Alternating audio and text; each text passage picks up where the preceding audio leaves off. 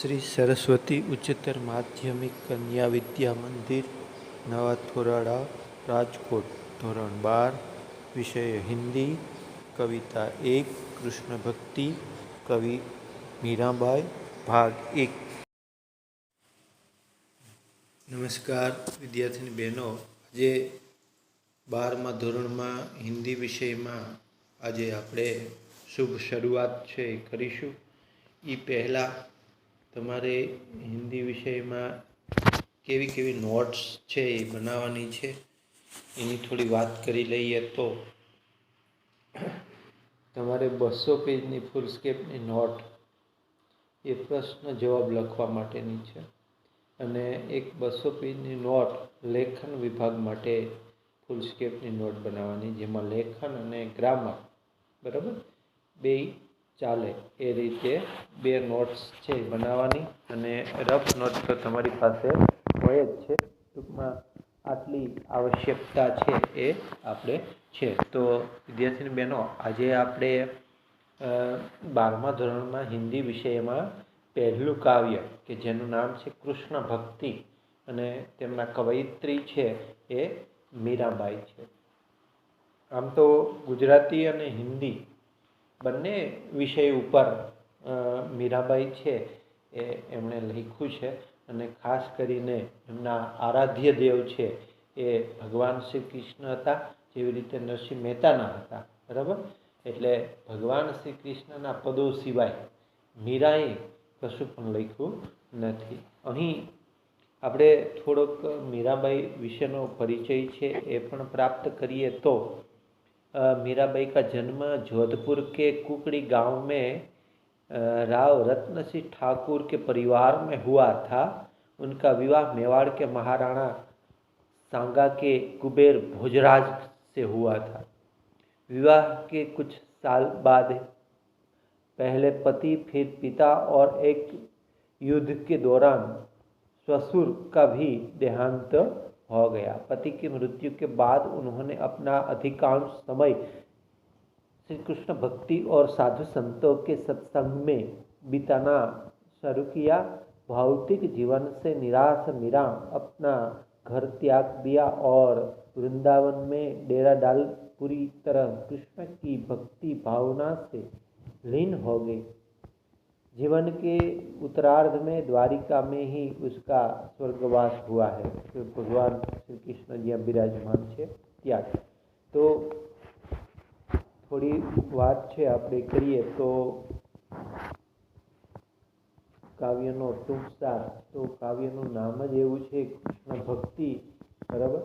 તો प्रथम पद में 2 पद है, उसमें प्रथम पद में कृष्ण के वियोग से तड़पती मीरा के मनोभावों का स्फटिक चित्रण प्रथम पद में किया है। कृष्ण के बगैर मीरा को कुछ भी अच्छा नहीं लगता। कृष्ण का दर्शन पाने को व्याकुल मीरा उसके दर्शन न होने पर बहुत ही दुखी होती है। दूसरे पद में कृष्ण गोपियों तथा राधा के साथ ब्रज में होली खेलते हैं। उस अवसर का मीरा ने बड़ा ही मनोहर वर्णन दूसरे पद में किया है। तो देखें हम आगे। तो इस पद की पहला पद की पहली पंक्ति देखो, हरि बिन कछु न सुहावे। बिन એટલે बिना, कछु એટલે कुछ, सुहावे એટલે अच्छा लगता बराबर। तो અહીંયા ભાષાંતર એવી રીતે કરવાનું છે કે मीराबाई अपने आराध्य देव भगवान श्री कृष्ण એટલે કે हरि के वियोग में व्याकुल है। वह कहती है कि हरि के बिना मुझे कुछ भी अच्छा नहीं लगता है। और आगे, परम स्नेही राम की नीति ओलूरी आवे बराबर। तो एमा जाई परम એટલે અત્યંત, नीति એટલે नित्य, ओलूरी એટલે माफिक, જેને આપણે માફક કહીએ, अनुकूल बराबर।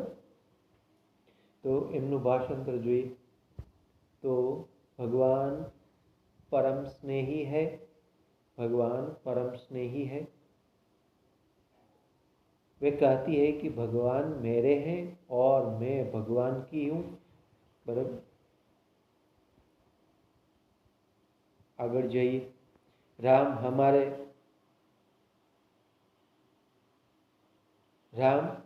हैं, हम हैं राम के, हरि बिन कछु न सुहावे। અને પછી શું કહે છે ખબર? हाँ,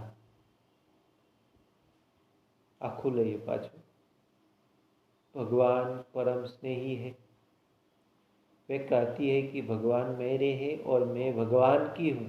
मुझे हरि के बिना कुछ भी अच्छा नहीं लगता है। પછી आवरण कह गए अजहू न आए, जिनका अति उकलावे। तुम दर्शन की आस रमैया कब हरि दर्श दिलावे।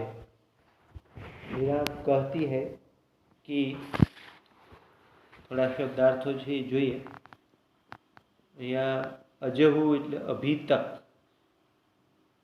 જીવડા એટલે હૃદય, बराबर, अति એટલે અત્યંત, ઉકલાવે એટલે व्याकुल होता है, दर्शन એટલે दर्शन, आस એટલે आशा, बराबर। तो એનું ભાષાંતર એવી રીતે થશે કે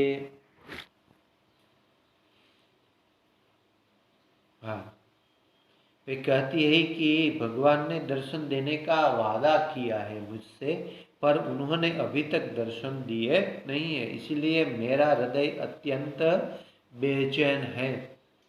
बराबर, पछीनु जुओ।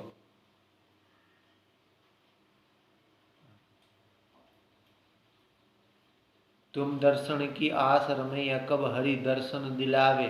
चरण केवल की लगनी लगे, नित बिन दर्शन दुख पावे। मीरा को प्रभु दर्शन दीजियो, आनंद वरणिયું न आ जाए। तो थोड़ू समझो। वरणिયું એટલે બખાન એટલે કે વર્ણન, આનંદ એટલે આનંદ, નિત એટલે નિત્ય। बराबर, तो એમાં જુઓ कि हे ईश्वर, मुझे दर्शन की प्रतीक्षा है, आप कब दर्शन देंगे। आपके कमल रूपी चरणों में मेरा मन लिप्त है, दर्शन न पाने से मुझे बहुत दुख है। मीराबाई कहती है कि हे प्रभु, आप दर्शन दीजिए, आपका दर्शन पाने पर मुझे जो आनंद प्राप्त होगा उसका वर्णन नहीं किया जा सकता। वो आनंद अलौकिक होता है। तो बहनों, पहला पद का भाषांतर मैं फिर से बोल जाता हूँ पूरे का पूरा, तो आप ध्यान रखिए। मीराबाई अपने आराध्य देव हरि એટલે કે कृष्ण के वियोग में व्याकुल है। वह कहती है कि हरि के बिना मुझे कुछ भी अच्छा नहीं लगता है। भगवान परम स्नेही है। वह कहती है कि भगवान मेरे हैं और मैं भगवान की हूँ। मुझे हरि के बिना कुछ भी अच्छा नहीं लगता है। वे कहती है कि भगवान ने दर्शन देने का वादा किया था, पर उन्होंने अभी तक दर्शन नहीं दिए, इसलिए मेरा हृदय अत्यंत बेचैन है। हे ईश्वर, मुझे दर्शन की प्रतीक्षा है, आप कब दर्शन देंगे। आपके कमल रूपी चरणों में मेरा मन लिप्त है, दर्शन न पाने से मुझे बहुत दुख है। मीराबाई कहती है कि हे प्रभु, आप दर्शन दीजिए, आपका दर्शन पाने पर मुझे आनंद प्राप्त होगा और उस आनंद का वर्णन नहीं किया जा सकता। यहाँ पर पहला पद पूर्ण होता है और दूसरा पद में हम जाए तो इसमें देखिए हम तो होरी खेलत है गिरधारी। यहाँ दूसरे पद में मीरा ने गोपियों एवं राधा के साथ कृष्ण होली खेलने का जो वर्णन है वो वर्णन दूसरे पद में किया है, इसलिए उसकी पहली पंक्ति देखे तो होरी खेलत है गिरधारी।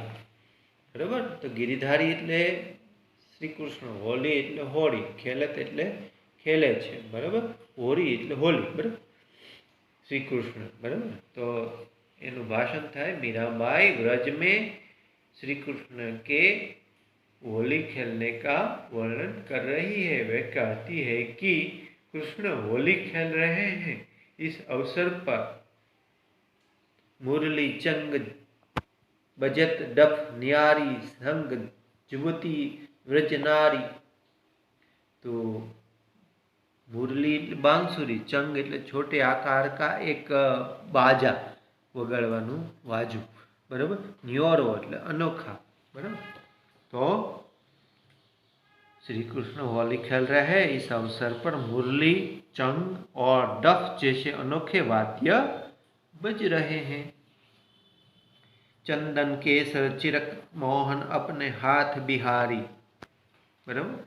चिरक એટલે चिरकते छांटવું, अपने हाथ એટલે खुद अपने हाथ से, न्योरो એટલે अनोखा, बराबर।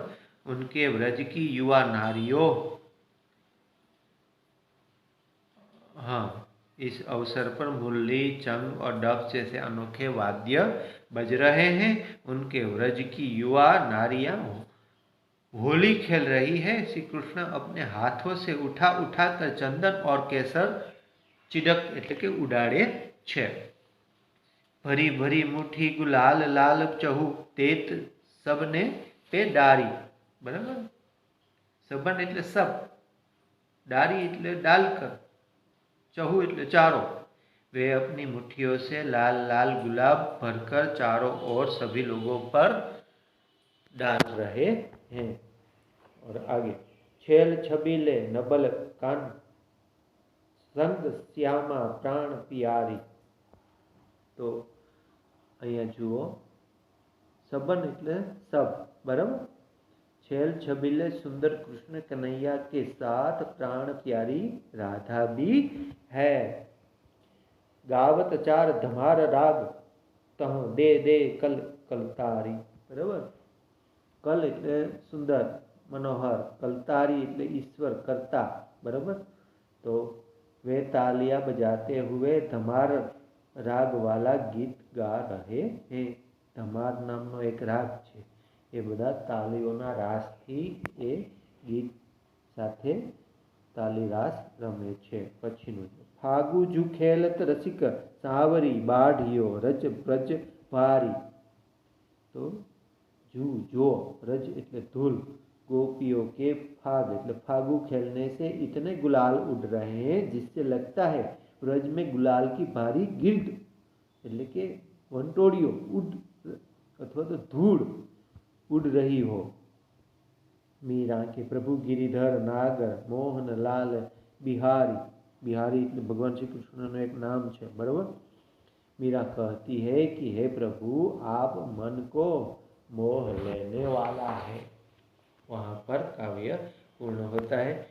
वापस मैं एक बार दूसरे पद का भाषांतर बोल जाता हूँ, पूरे का पूरा देखो। शुरुआत से, मीराबाई व्रज में श्री कृष्ण के होली खेलने का वर्णन इस पद में कर रही है।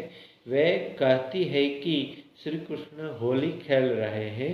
इस अवसर पर मुरली, चंग और डफ जैसे अनोखे वाद्य बज रहे हैं। उनके व्रज की युवा नारियां होली खेल रही है। श्री कृष्ण अपने हाथ से उठा उठाकर चंदन और केसर छिड़क रहे हैं। वे अपनी मुट्ठियों में लाल लाल गुलाब भरकर चारों ओर सभी लोग पर डाल रहे हैं। छेल छबीले सुंदर कृष्ण कन्हैया के साथ प्राण प्यारी राधा है। वे तालियां बजाते हुए धमार राग वाला गीत गा रही है। गोपियों के फाग खेलने से इतने गुलाल उड़ रहे हैं जिससे लगता है कि व्रज में गुलाल की भारी गिर्द यानी कि धूल उड़ रही हो। मीरा कहती है कि हे प्रभु, आप मन को मोह लेने वाले हैं। वह एक काव्य पूर्ण होता है। अब दूसरे लेक्चर में मैं उसके प्रश्नों के उत्तर की PDF भिजवाऊँगा। वे आपको प्रश्न के उत्तर की नोट में लिखना है।